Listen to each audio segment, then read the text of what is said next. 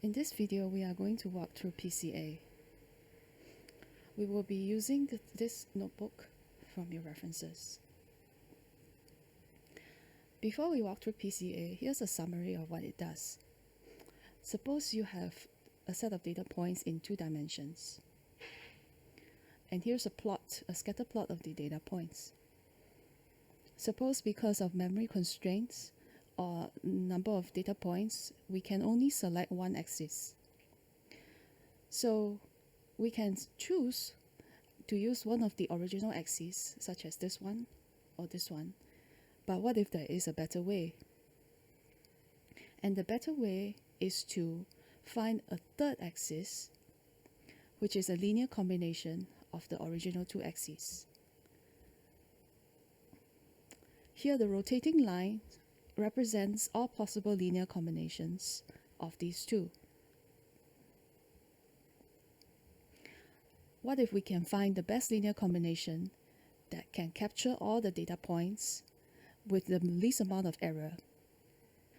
So when you observe that this black line, when it touches the purple lines, you will see that the red color vertical lines, which represent the amount of error, is the least.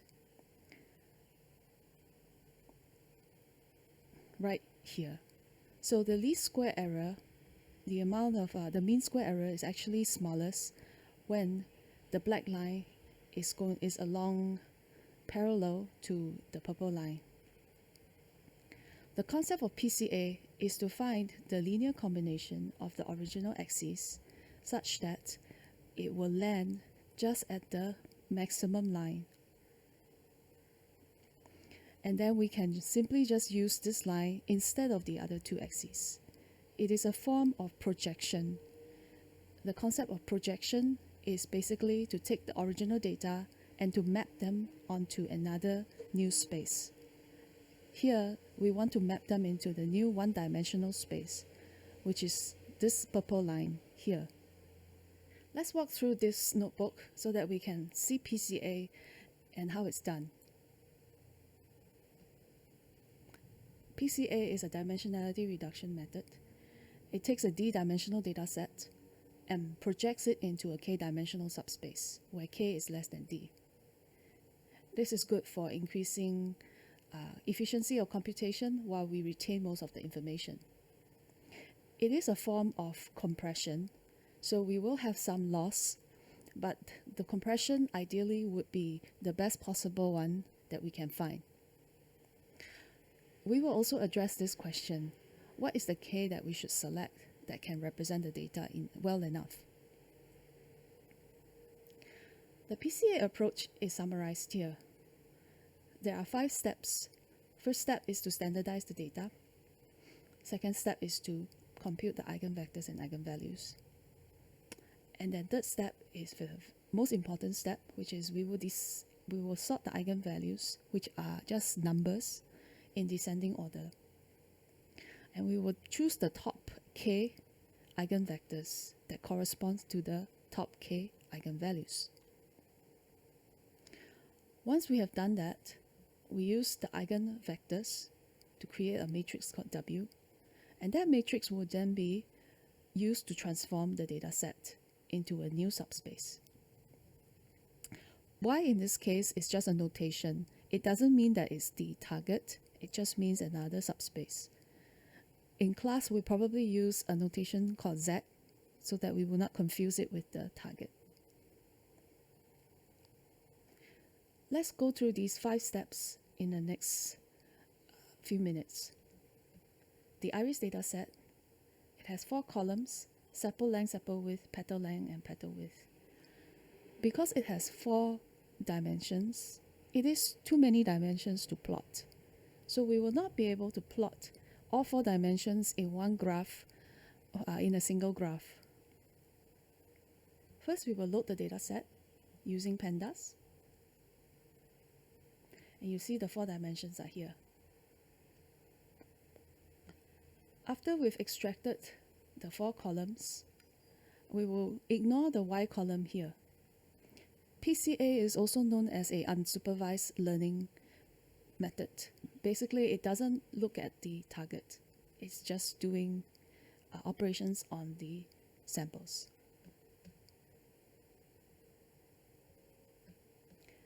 So now we're going to construct 150 by 4 matrix, and we will use this to perform PCA. This cell visualizes the data set. So you can see that each column has different values, different histograms for each class, and the distribution of the features is slightly different for each class. That's on the diagonals.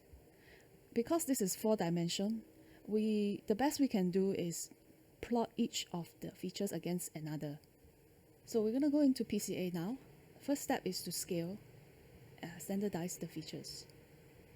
So standard scaler, we will take the features and compute the mean, set the mean to 0, and compute the variance, and divide the samples by the variance. So what happens here is each value of x will be transformed this way. X minus mean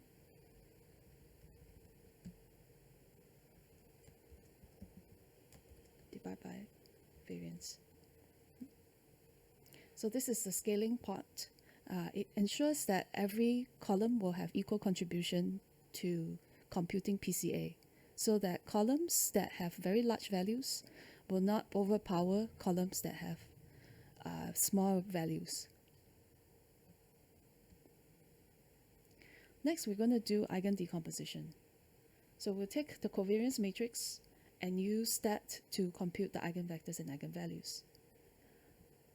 A good property of the covariance matrix is that it is symmetric. So what that means is it's easier to see when I compute it. So this is the covariance matrix computed using this equation. So you can actually map the equation here. So x is x std, mean vector is the mean, right? And then t dot t is the transpose. The dot is a dot product of these two, right? And then we divide it by n minus 1. Okay? So this equation maps to this. And the covariance matrix is symmetric. So along the diagonals, like across the diagonals is a mirror image, right? It is also positive semi-definite, or at least positive definite, right? So what that means is its eigenvalues themselves will be positive. Okay? You can see some negative values. That's because this is the covariance. This is not the eigenvalues. Okay. So it is possible for some entries here, for example, to be negative, to result in negative covariances. So what does this matrix actually capture? Well, if you think about what variance captures how far away the samples are from the mean. Covariance will capture how far away are two columns, right, away from their respective means. So it's a form of capturing the variance with each other. Also use this to compute the covariance, which is just a function in NumPy. So after you've computed the covariance matrix, we can do eigen decomposition. And that is basically just taking the covariance matrix and splitting it into eigenvectors and eigenvalues. So in linear algebra, eigenvectors are orthogonal unit vectors representing the principal axis of a particular matrix. And then the eigenvalues represent the magnitude. Okay? So these are unit vectors, meaning that their length is 1, their norm is 1, right? And then because their norm is 1, there is certain magnitude to them that is captured in the eigenvalues. So these two are related. The first eigenvector, right, will correspond to the first eigenvalue. There is a sidetrack here where it illustrates you can also use other matrices to compute. Instead of covariance, you can use correlation. And this is really just depends on which domain prefers it. Correlation matrix can be considered as not affected by scale invariant, whereas covariance matrix is affected by scaling. But either one is okay. They do yield similar results, okay, when we apply the standardized input. sklearn would use the covariance matrix rather than correlation. Finally, instead of doing the covariance matrix, computing it manually and then doing eigen decomposition, a faster way is to use singular vector decomposition. The first value would be the eigenvectors. After we've computed the eigenvectors, we can verify that they are all unit vectors. Okay, so the norm of each eigenvector is 1. We can also find the eigenvalues in descending order.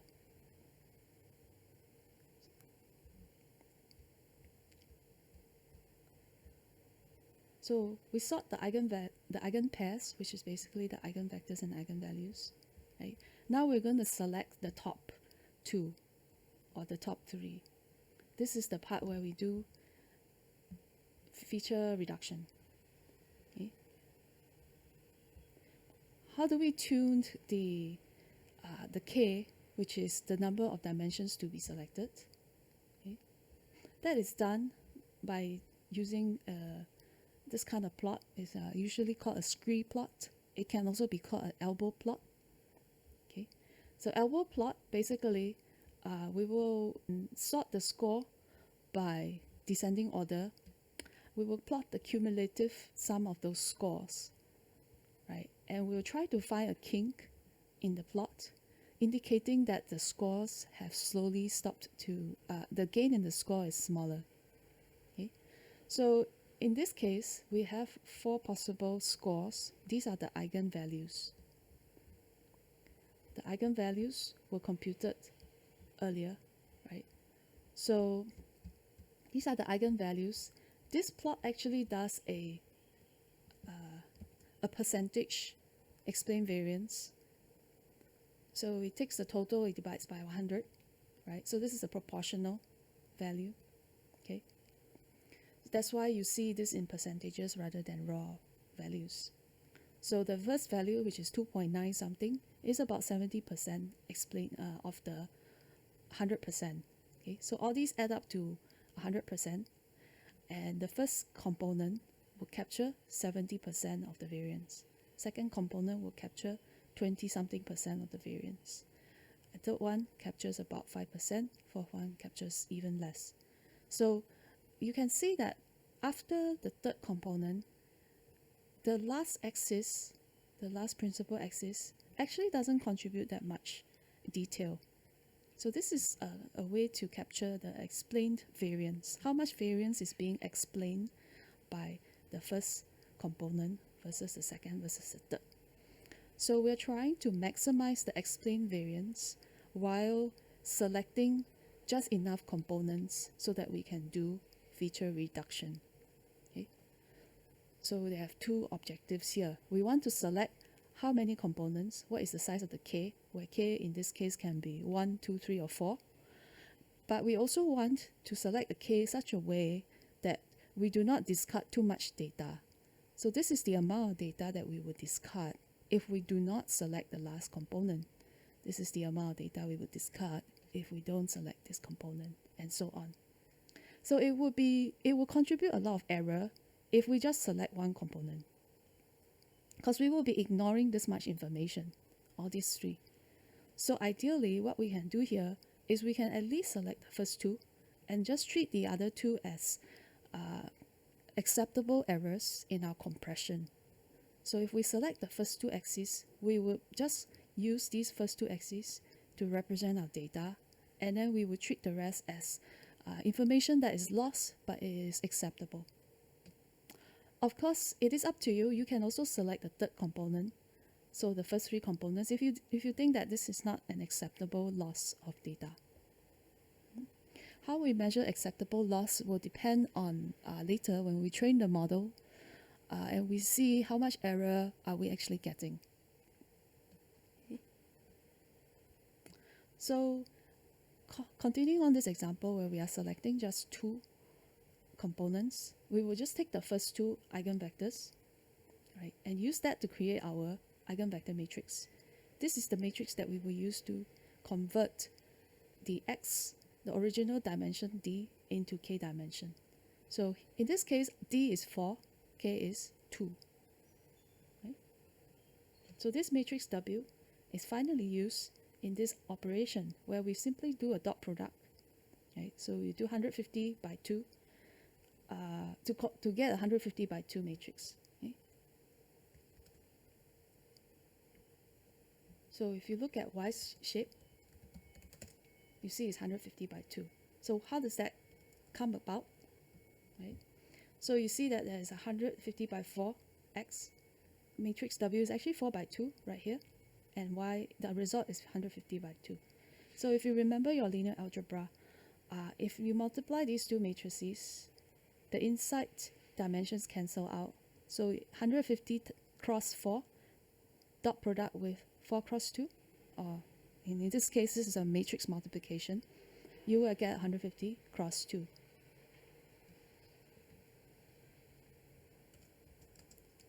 So that explains the dimensions. So this is the important part. Instead of having 4 dimensions, we are now left with 2 dimensions. This is the feature reduction operation happening.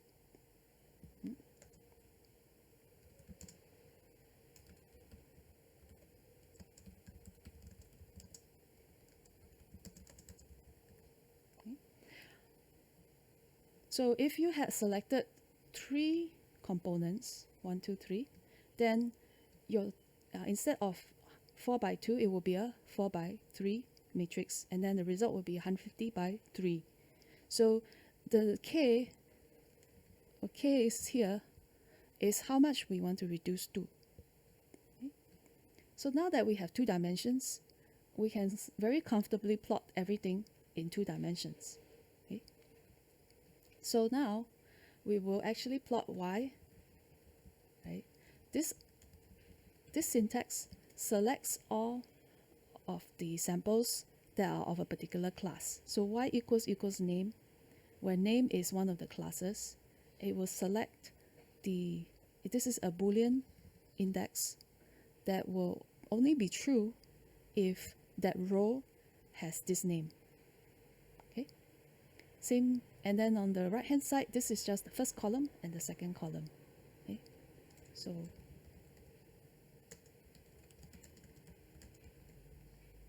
So this also assumes that the rows are in same order, right? So rows of y and capital Y. Okay, so y, which is the result of our dot product, is still in the same order as x, right? And because x and small y were derived earlier when we split the data set, we maintain the same row ordering, right? That's why we can use this Boolean indexing, because we know the rows are in the same order. Right? So this is just a way, the Boolean indexing is just a way so that we can color code the points, right? So we can color code the samples belonging to a particular class in blue and samples belonging to other classes in other colors. So that's what's happening. The color coding is done when we do separate scatter plots of this each class. Okay. And then the X label and Y label are no longer the sepal length, petal width, sepal width features. They are actually these things called PCs, principal components. Okay. So what is this PC? How is it related to our original features? Okay. So what are our original features? Our original features are these, right? Excluding the class. So actually, the answer is contained in the eigenvectors. So we see matrix W.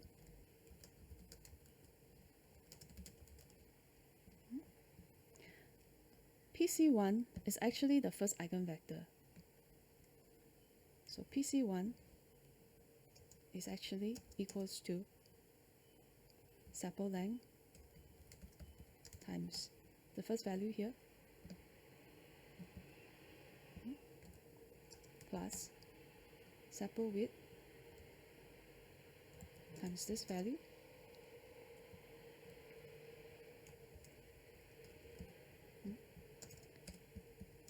and petal length times the next third value. So it is a combination of these four features.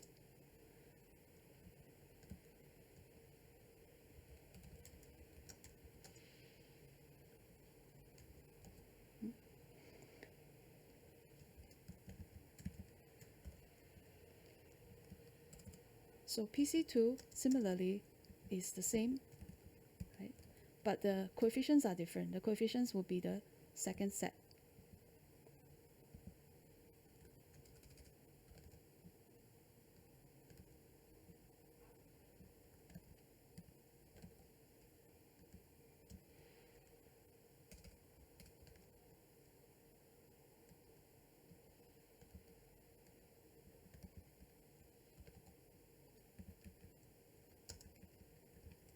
So these are how the principal components, these axes, related to the original features.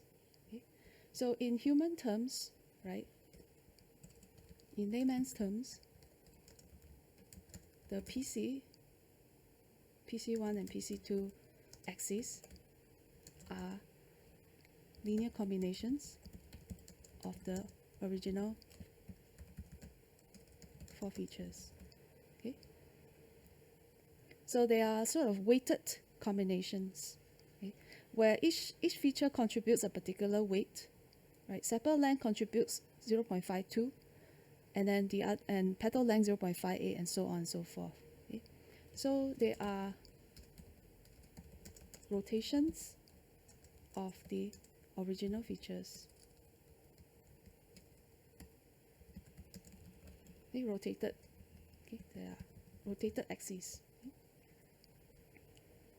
So if you think of this, think of it this way, it's easier to understand what this means. This doesn't mean a sepal length only or petal length only.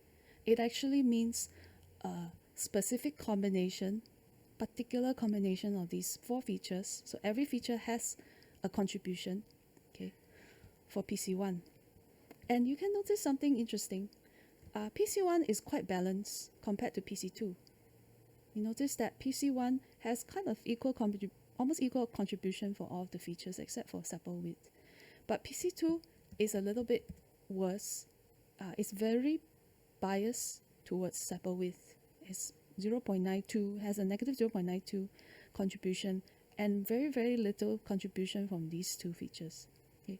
So this gives you an indication that perhaps PC2 is slightly less able to capture the variance. Right? We still use it because it is sort of capturing the remaining variance that PC1 left out. Okay, so we still need PC2 because PC1 only captures 70%. Right? 70%. Then this one I think is about 20%. 70 plus 20 plus, right? So the combination, the total together, combination, if we just use these two features, this graph represents about 90% of the variance. So there is still some error in projection because we didn't include the third and the fourth axis, okay? But it is quite acceptable. Okay, so that's how PCA really works. And the remaining notebook is just how do you do this in sklearn, using sklearn's built-in transform function, right? And it uses the same result except that there's some mirror image. Okay, the direction is slightly flipped. See that this is actually flipped vertically. That is actually okay. The goal is to find the axis that can capture the spread. So it doesn't matter whether it's upside down or not. It's still the right axis. Okay? And you can also get the eigenvectors using sklearn, and know that they are just slightly different directions. So instead of everything negative in PC2, we're using the positive version. Okay? So that is still okay, but hopefully this will be helpful in learning about PCA.